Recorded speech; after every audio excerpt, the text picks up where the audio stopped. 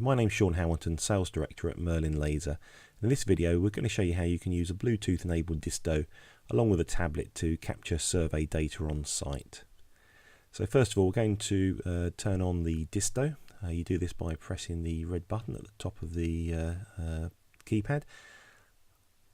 And when the screen comes on here, what we should see is a Bluetooth icon appear in the top left hand corner of the screen. Obviously if this doesn't come on, just turn this on in the settings menu. Once we've done this, we need to pair the device with the tablet. So we simply click on the disto transfer icon. This software comes with all distos, and it will propagate a little connection box which will show that we're connected.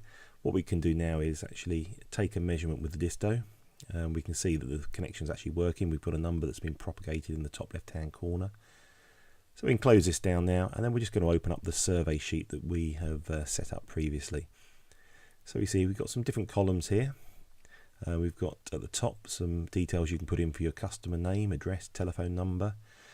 We've also then set columns up to measure the width of a window, height of a window, the diagonal of the window, and the second diagonal of the window. This allows us to check how square the window is.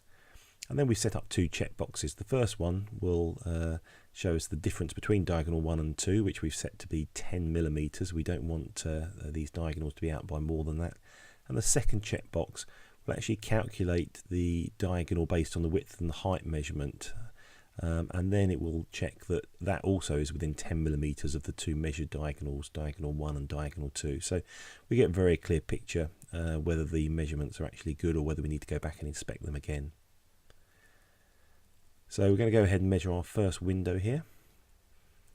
So obviously the tablet's nice and portable, so you don't have to have that in your hands all the time. And we simply place the disto against one side of the window. And if you point the laser at the far side, at the point you want to measure to, press the button, and that will take the measurement and record it to the window 1 width column. It automatically toggles along to the height column. So we're now just going to place the disto on the bottom of the window, take a measurement to the top. Once we're happy with that, press the red button. That will again take the measurement and send that automatically into the height column.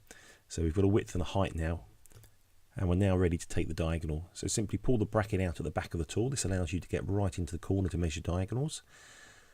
Aim the laser at the far corner. Once you're happy with that, press the measurement button.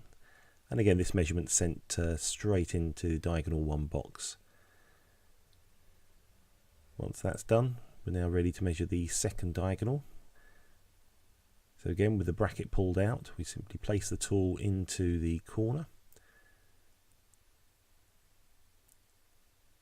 Aim the laser at the far diagonal. Once we're happy with that, take the measurement, and that will propagate the measurement into diagonal 2.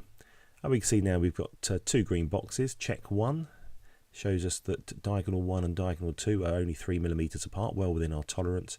And check 2 box, the calculated measurement is within the allowed 10 mil tolerance as well. So we'll now go on to continue our survey. We're going to measure the width of window 2. Again, the measurement's automatically sent into the first column there. Again, the height can now be taken. Again, you can see this starts to become a fairly automated process. You just keep on going. You don't even have to look at the screen on the tablet to see what you're doing. You're just measuring width, height, diagonal 1, diagonal 2. And on this window, you can measure the second diagonal again.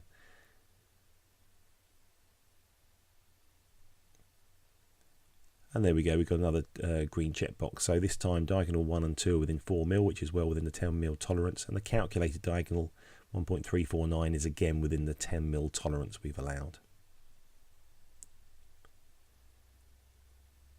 So we're just going to measure one more window in this example. Again, we measure the width of the window. Again, automatically dropped into width for window 3. And the height of the window, again, dropped into the height.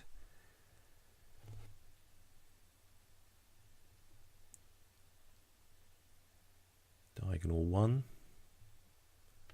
Again, we have these two check boxes, so obviously something needs to be done for this measurement, which is obviously to take the final diagonal. And again, once we've taken this, if everything goes green, we know that The measurements are happy, the window's square, and we don't need to take any further measurements to find out what's going on. So we've got one final window here we're going to take a look at. In this case, we're actually going to take an incorrect measurement. This will sort of replicate what would happen if the window wasn't square, or if you'd actually taken a measurement and hit the wrong point.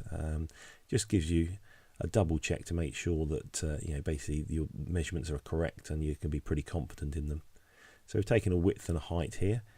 We're now going to measure the first diagonal, which we're going to do correctly. We're going to measure this into the corner. And now we're going to measure the second diagonal. This time actually we're not going to quite hit it into the corner. We're going to put it down onto one of the sides. This would replicate what would happen if you pressed the button in error and took a wrong measurement, or in fact the window wasn't actually square. And as we can see, that gives us two red boxes which we need to investigate a little further.